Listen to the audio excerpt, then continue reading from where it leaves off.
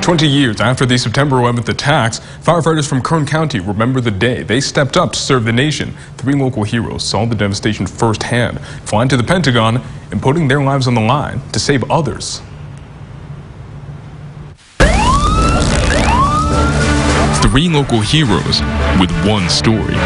Nick Dunn, Dean Clayson, and Bob Leatrick had no idea they would fly to the nation's capital after the attacks on the World Trade Center and the Pentagon. Leatrick was fighting a fire in Northern California when it happened. And then about the time I was finally finding out what was going on, I got a phone call from my boss back in Kern County and said, get your gear together, tell that fire you're leaving because the team is being activated and we're going east. Dean Clayson and Nick Dunn were just arriving to work. I headed into the office, turned on the Mark and Brian radio show, KLOS, and they weren't being silly. They were talking very seriously about some planes into the Twin Towers. Horrific day. I mean, my wife was a teacher at the time. I had to break away and pull her out of the classroom and tell her that I was heading out, go see my children before I left. We didn't know what was going to happen. What happened next changed their lives. The team flew from Mather Air Force Base in Sacramento. And then we flew to Albuquerque and picked up another team.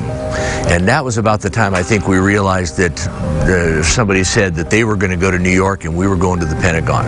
In retrospect, because of all the health problems that have happened with the first responders at the World Trade Center, we were very fortunate in an unfortunate time to be chosen to go to the Pentagon. The team says their private jet was one of the only non-military planes in the air around the country, but they didn't fly alone.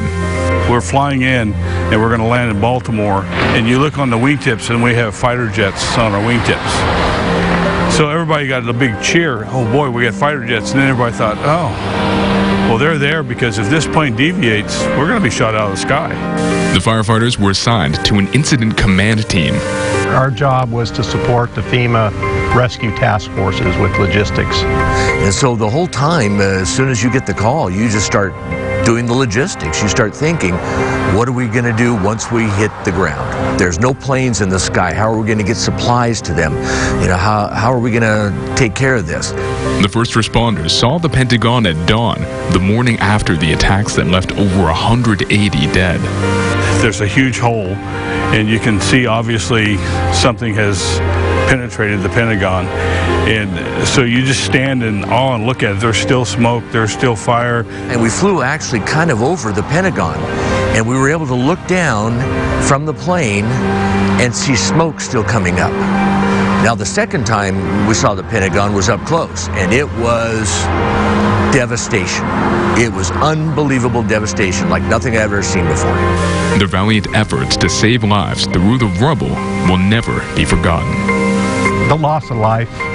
You know, as a fireman, you go on lots of calls and you see